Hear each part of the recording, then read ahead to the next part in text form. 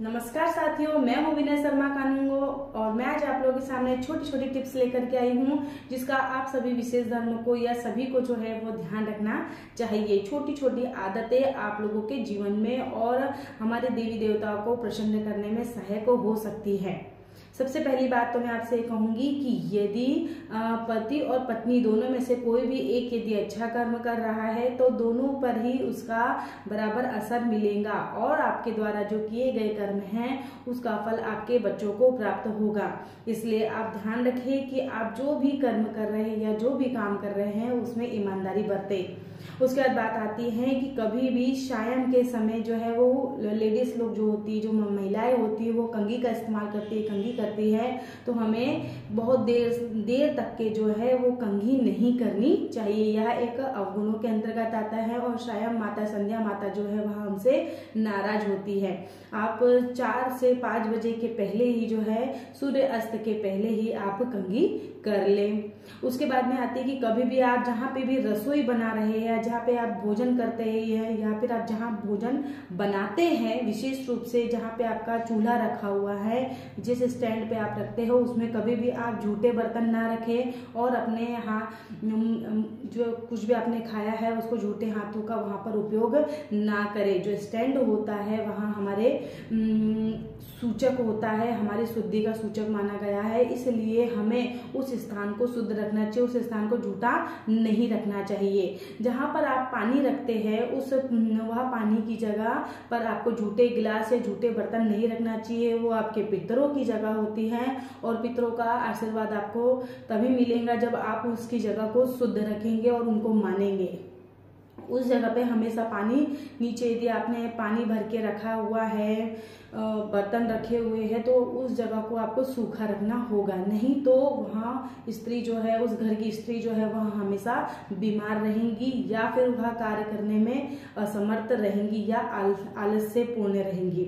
उसके बाद आती है कि कभी भी आपका जो पूजा घर होता है उस पर ना तो गुरु की फोटो और ना ही पितरों की फोटो रखनी चाहिए। ये पितरों का स्थान दक्षिण दिशा में होता है, आप जो है गुरु का स्थान जो है वो पूर्वी दिशा होता है, तो आप उनकी फोटो वहां पर लगा सकते हैं। मंदिर या पूजा घर में कभी भी पितरों की और गुरु की फोटो नहीं रखी जाती है। खाना जहाँ पे बन रहा है उस जगह की स्वच्छता का आप ध्यान रखें। झूठे हाथों से जो है बर्तनों का उपयोग ना करें। जैसे आपने मसालों के डब्बे रखे हैं, घी का दान रखा है, तो आप उसको कभी भी झूठे हाथों से आप खा रहे हैं और उसी हाथों को यदि आप बार बार टच कर रहे हैं तो अन्नपूर्णा देवी का आशीर्वाद आप पर नहीं पड़ेगा और साथ में आपकी जो घर की बरकत है वह भी नष्ट होती जाएंगी। इसलिए इस शुद्धि का भी ध्यान रखना चाहिए।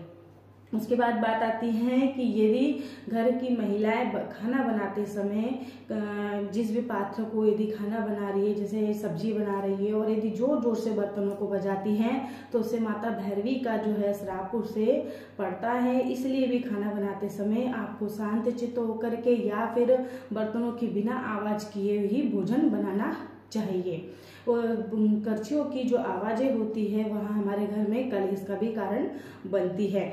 उसके बाद में आती है कि आप कभी भी महिलाएं जो होती है या फिर घर में कोई भी हो उसको मुख्य द्वार की जो एंट्रेंस होती है उसकी चौखट पर नहीं बैठना चाहिए, क्योंकि उस समय लक्ष्मी के आगमन का स्थान माना जाता है और उस स्थान को यदि माता या बहनें रोक करके बैठती है तो माता लक्ष्मी जो है उनका आशीर्वाद उसे नहीं मिल पाता है। इसलिए शाम के समय विशेष करके महिलाएं जो है बात करने के लिए उस चौखट पर बैठ जाया करती है, जो कि अच्छा नहीं होता है। उसके बाद आती है कि दिन भर किसी भी आपका जो दिन निकलता है उसमें आपको एक बात ध्यान रखनी चाहिए कि कोई भी एक भगवान की किसी भी एक शब्द को लेकर के एक माला अवश्य करनी चाहिए। उससे हमारे शरीर की नेगेटिव ऊर्जा जो है उसका नाश होता है और आपकी जो सोच है वह पॉजिटिव होती है।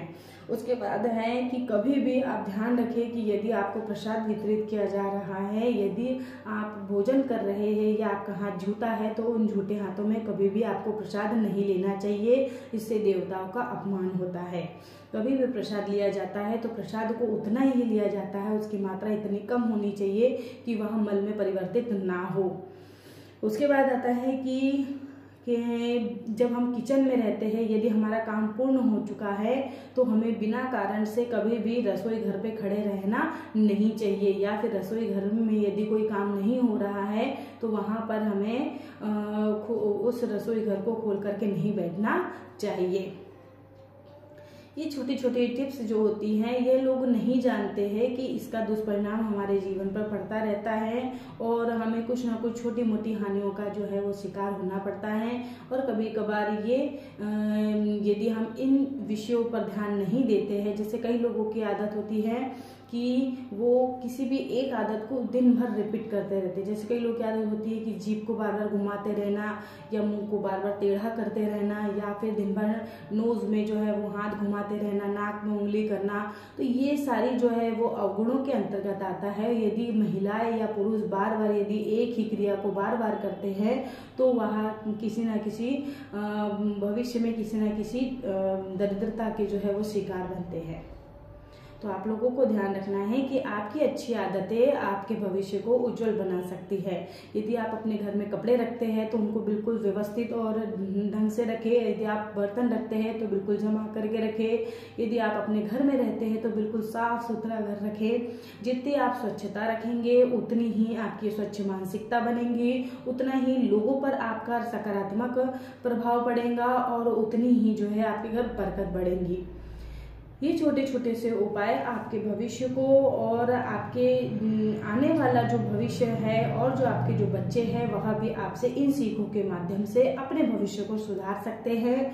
और इन छोटी छोटी आदतों के माध्यम से हम माता सरस्वती का, माता लक्ष्मी का, माता दुर्गा का आशीर्वाद प्राप्त कर सकते हैं।